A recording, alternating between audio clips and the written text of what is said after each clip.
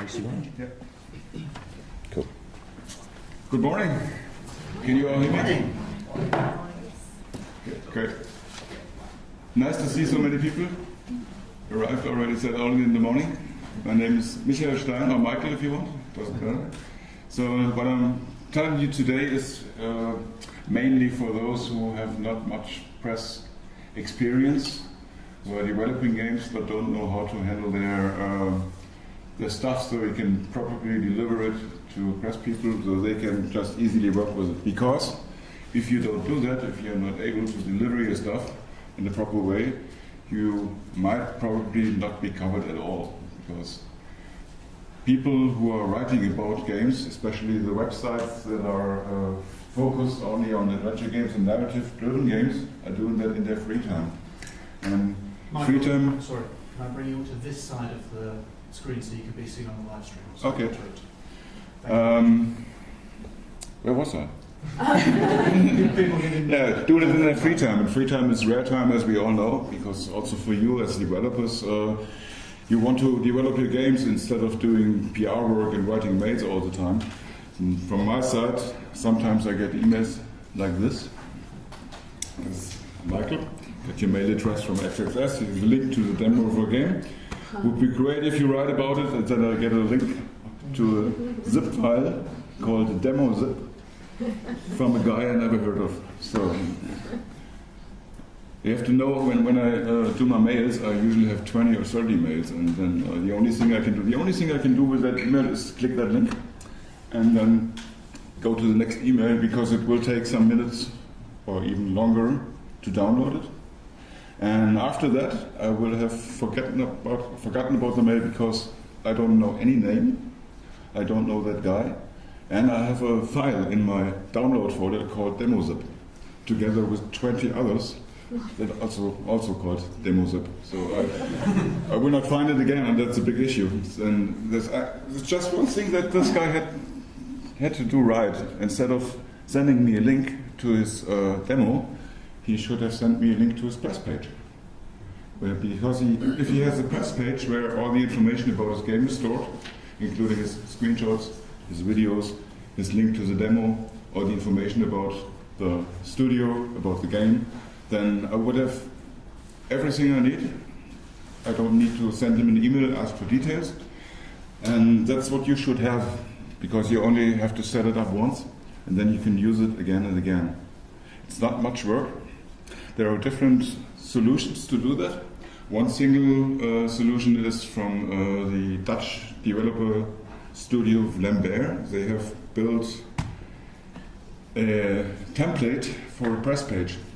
It's dopresskit.com, and you can download it for free. They also provide a manual. It's really easy to set up. You just need to follow the rules, and then you can do it within 1, 2, 3 hours, and then you have a fine press kit. It's so easy that even these guys can do that. It's a pretty good example, because we have everything we need here. I can see my own screen.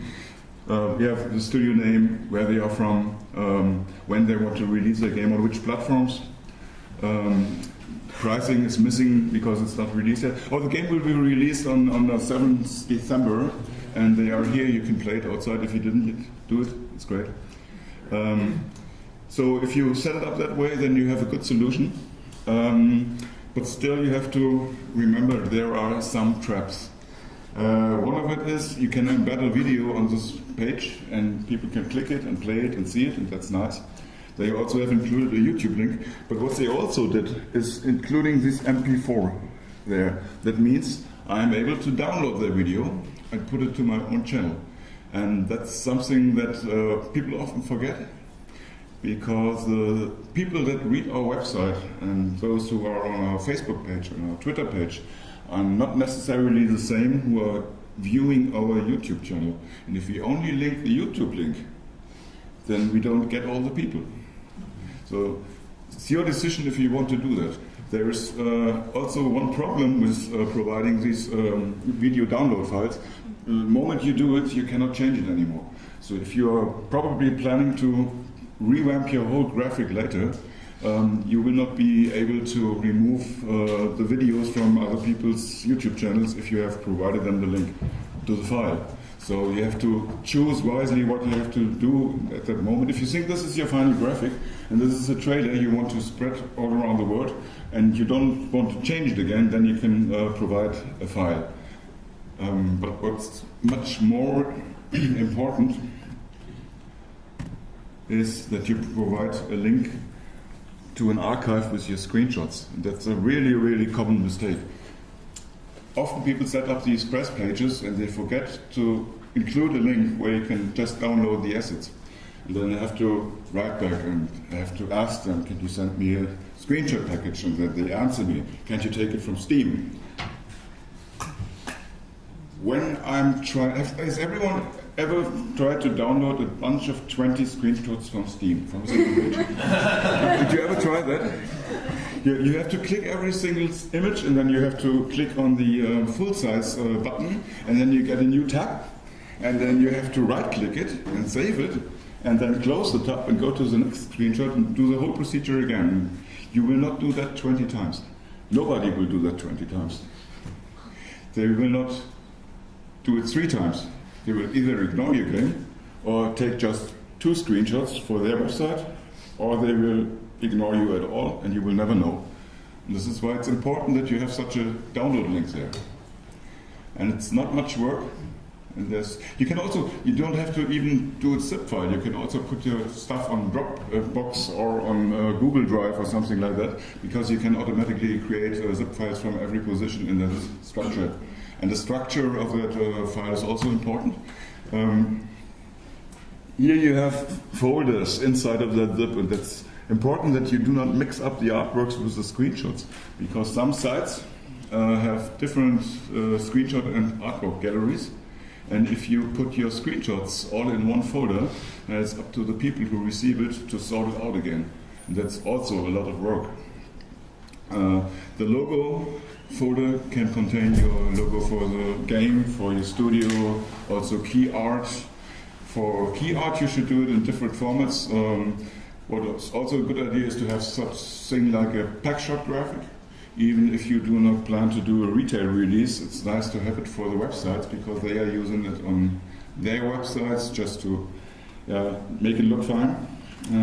Videos, if you have big videos, then you should provide them in a different link and not include them into that zip file. You can put it on the Dropbox as well, of course.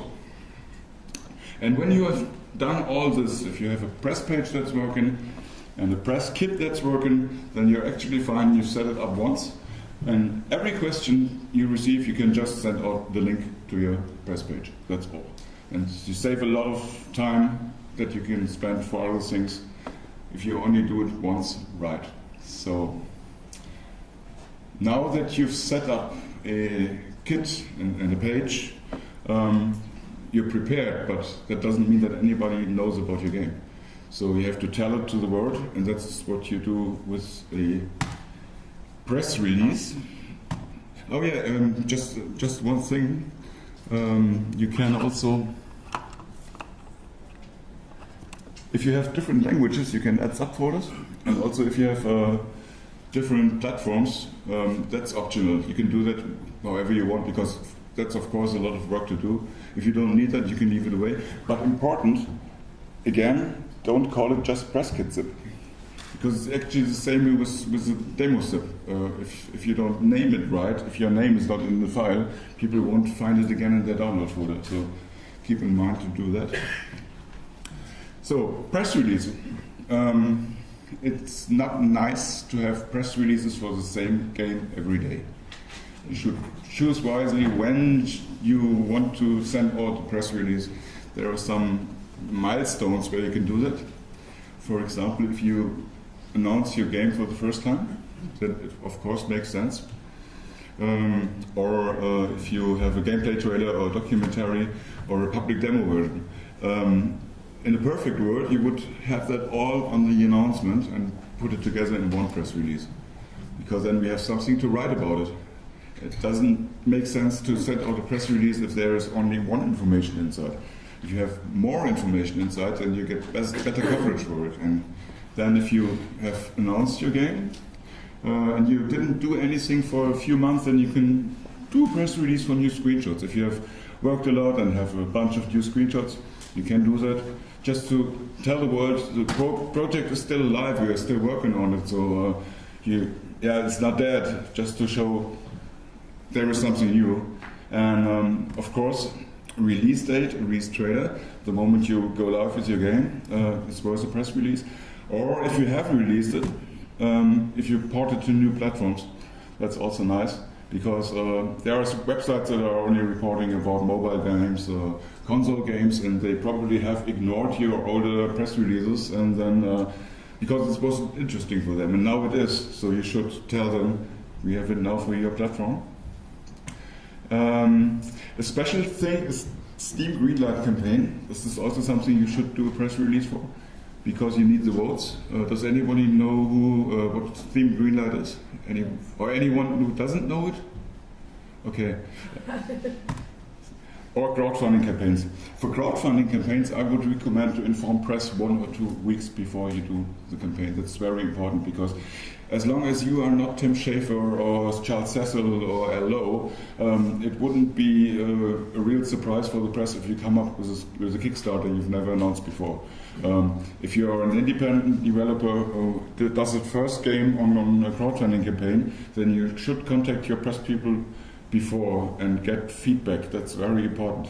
You know that? Yeah. Joe Baptiste here did it very well. He contacted us 6-8 weeks before and asked for feedback and all that stuff. We had a chance to prepare stuff, had to translate a trailer and all the things. And then there should be another second press release at the moment when you go live. Because for crowdfunding, this is a special case. It's very important to have as much backers on day one as you can get.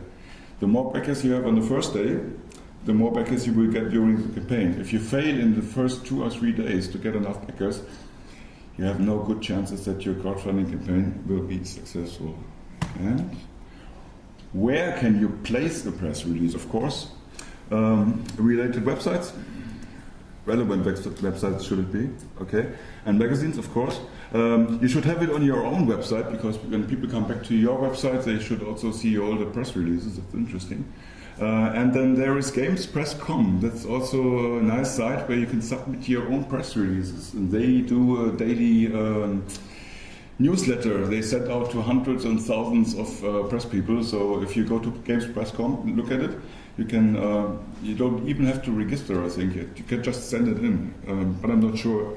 But there is a free version of it. There's also a premium service, but you can also use it for free.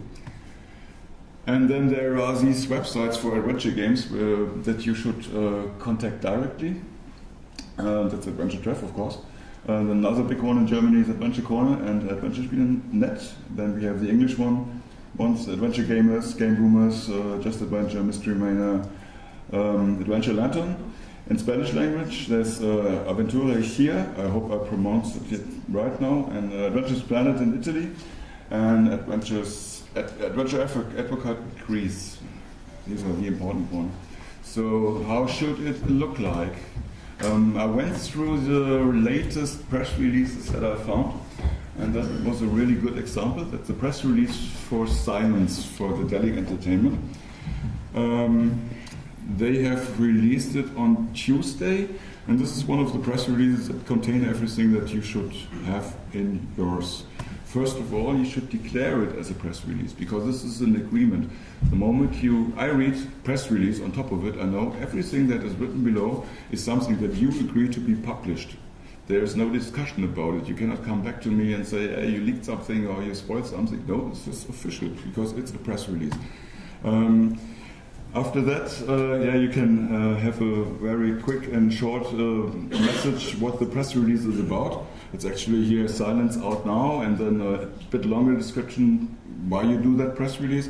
Important, where does it come from? This is Hamburg, Germany, so I, as a German editor, know I can talk to them in German. I can also maybe request an interview in German language or something like that, or the game is most probably also released in German language.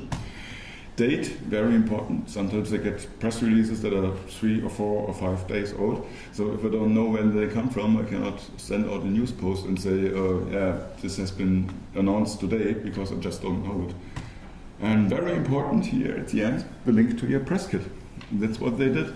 Should be in every press release, you should have that link, because if you do that, everybody has all the information he needs, even if it's not in the press release. So it's an easy thing to do. Once you've set it up, you can just use it in every press release.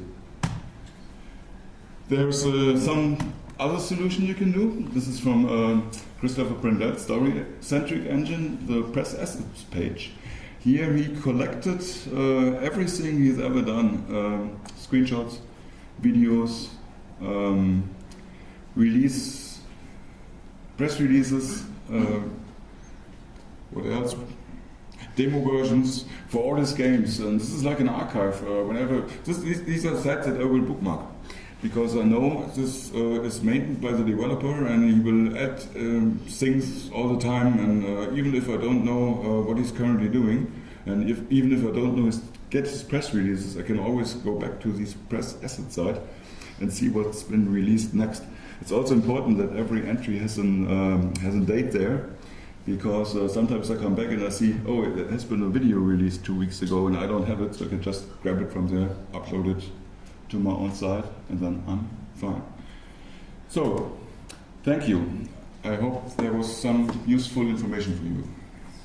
Do you have any questions?